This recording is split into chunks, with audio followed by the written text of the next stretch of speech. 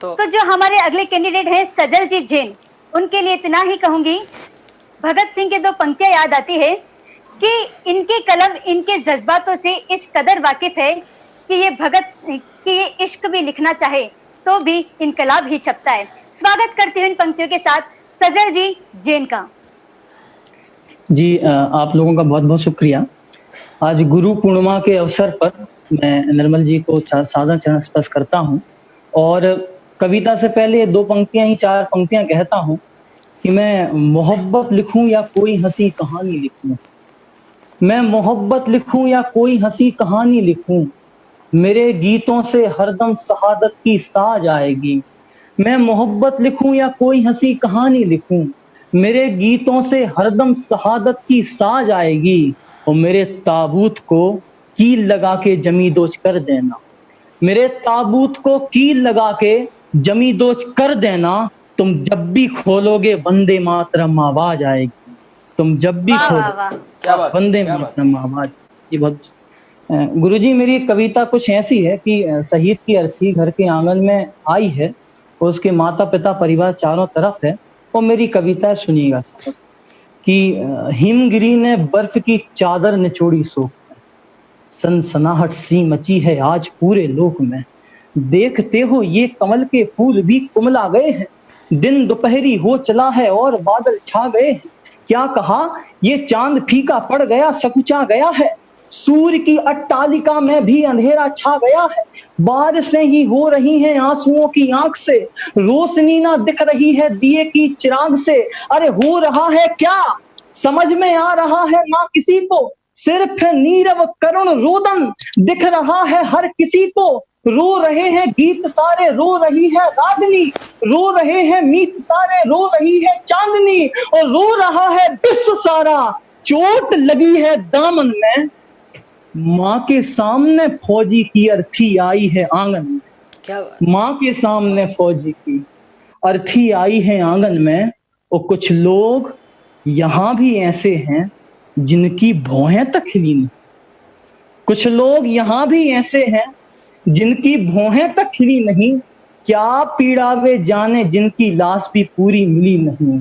अरे बाप की लाठी बहन की राखी, बूढ़ी माँ की बैसाखी, बिंदिया पायल कुमकुम चूड़ी, चीज बची क्या अब बाकी, पापा का तो प्यार गया गली गली का यार गया, मामा चाचा भैया काका उसने अख्ती यार गया, फिर भी बूढ़ा बाप कह रहा साहब एक माँ होती है सामने रो देती है, लेकिन एक बाप रो नहीं पाता। एक भारतीय पिता की दरिया दिली देखिएगा और बिहार के लाल के पिता का वो वीडियो याद करिएगा जब उन्होंने कहा था कि अभी तो बेटे को भेजा है, पोता अभी भी जिंदा है उसको भी भेजेंगे, कि भाई भैया काका मामा चाचा भैया काका हुस्ने अख्ती यार गया, फिर भी बूढ़ा बाप कह रहा, फिर भी बूढ़ा बाप कह रहा नाम मेरा कराया है, इंच इंच कट के आया पर ओढ़ तिरंगा लाया है, इंच इंच आया इंच इंच कट के आया पर ओढ़ तिरंगा लाया है। माँ हो गए बाप हो गए, एक और शख्स रहता है जिसकी जिंदगी तबाह होती है।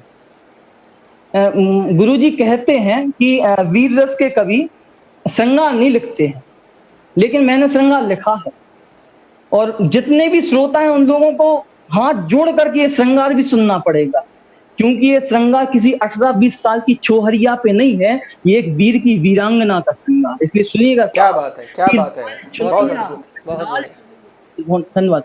कि लाल चुनरिया ओढ़ खड़ी है, मेहंदी लगी है हाथों में, कंचन सी कजरारी आंखें मिसरी घुली है बातों में।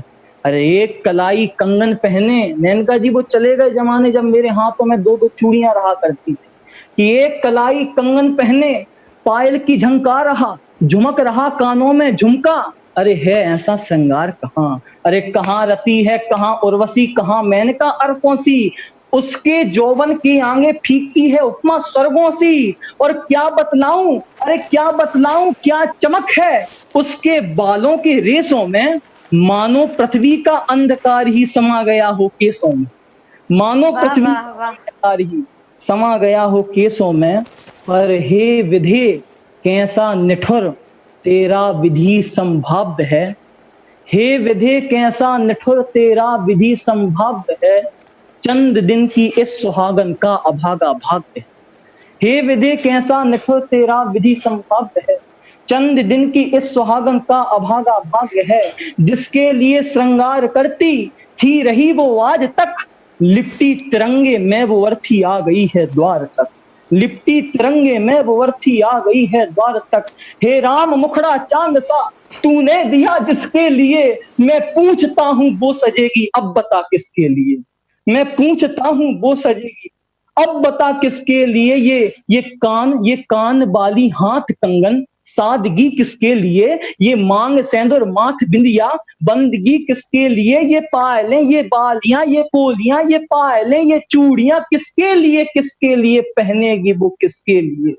अरे टूटी चुड़िया अरे उछली बिंदिया टूटा कंगन मेहंदी थी जो छूट गई, रात सुहाग में दी थी जो अंगूठी वो भी टूट गई, इतने आंसू बहे कियारा तिनका तिनका बिखर गया, लाल साड़ी तो बनी रही अरे लाल साड़ी तो बनी रही पर लाल रंग था उतर गया, और देख सामने पति की अर्थी अरे देख सामने पति की अर्थी बहा समंदर आंखों से, कौन ये पीड़ा लिख पाया है कलम स्याही दवातों से, कौन ये पीड़ा लिख पाया है कलम स्याही दवातों से। गुरुजी कुछ और पंक्तियां हैं, वैसे मेरा समय तो पूरा हो चुका है। बोलो बेटा बोलो, तुम्हें मतलब पिछली बार का हमारा जो है ना, पिछली बार की खोज थी सुमन भाटी, इस बार की खोज तुम हो बेटा। वीर रस का मैंने कई लोगों को, मैं हरिओम पवार जी मेरे को व्यक्तिगत रूप से जानते हैं, उनको सुना है, विनीत चौहान जी को सुना है, लेकिन तुमने जो वीर रस में और जो करुणा और साथ में जो भरी है, मेरे बोल पे अगर मेरे सारे विद्यार्थी और दर्शक जो है मोहर लगा दो भाई, इतना अद्भुत जो है तुम में प्रतिभा है। मतलब इतना सा छोटा सा तू बालक जैसा दिखाई देता है मुझे तो मेरे सामने, लेकिन बहुत ही जबरदस्त, क्या गजब का लिखा है, क्या गजब का गाया है। मतलब बिल्कुल सर, एकदम रोंगटे जो खड़े हो जाते। क्या सुमंत क्या कहना बहुत ही मार्मिक पंक्तियां हैं सर। और सजल जी मैं कुछ एक पंक्तियां आपके लिए कहना चाहूंगा। आप जिस तरह से काव्य पाठ कर रहे हैं, जितना करुण और मार्मिक आपने काव्य पाठ, ठीक है,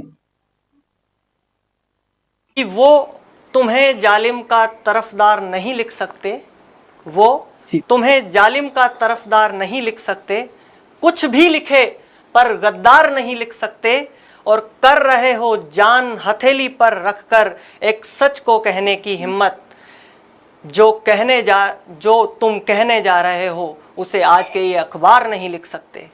क्या बात है, क्या बात है, क्या बात है। बहुत अच्छे सजल जी, स्वागत है आपका। क्या बात है।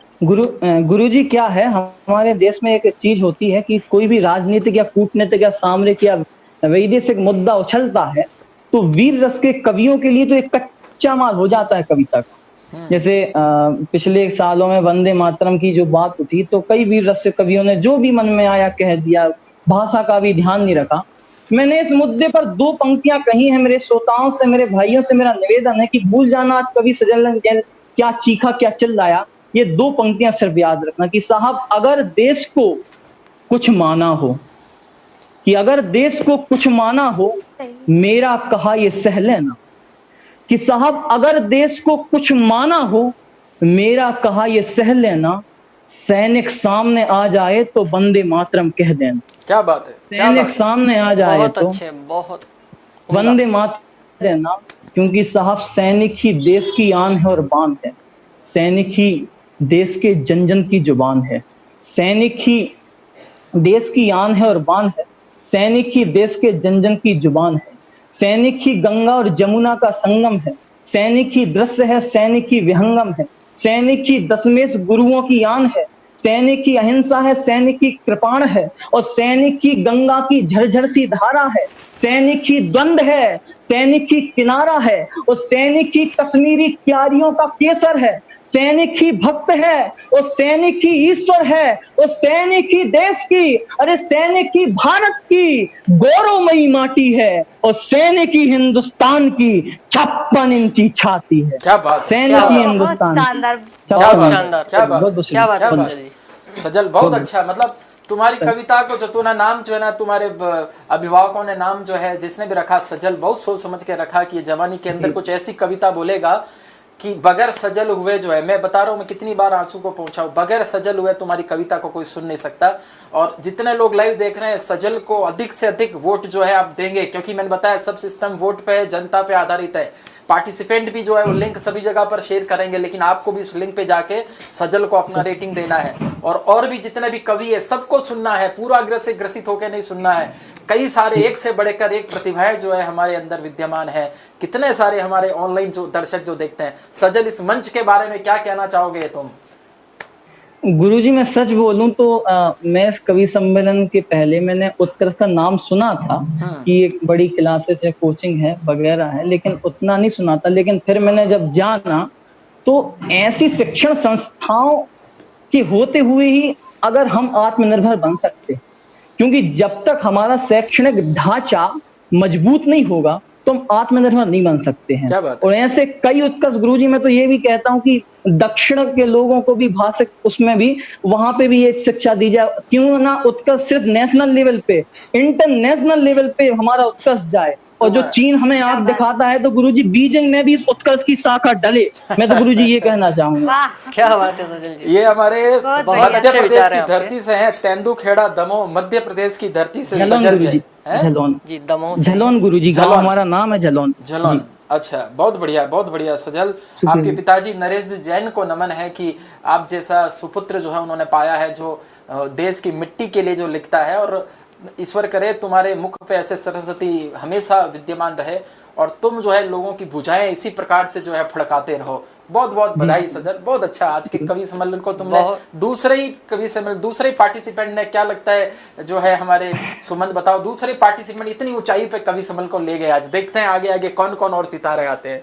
बहुत उम्दा काव्य पाठ किया है सजल जी ने, धन्यवाद भैया। और जितना करुणा का प्रवाह आपकी कविता में मुझे देखने को मिला, मैं बड़े बड़े कवियों को सुनता हूँ, बिल्कुल वही प्रवाह मुझे नजर आया। और आपके अंदर वो काबिलियत है कि आप बड़े मंचों तक जा सकते हैं। आपको बहुत बधाई उत्कर्ष परिवार की ओर से। धन्यवाद।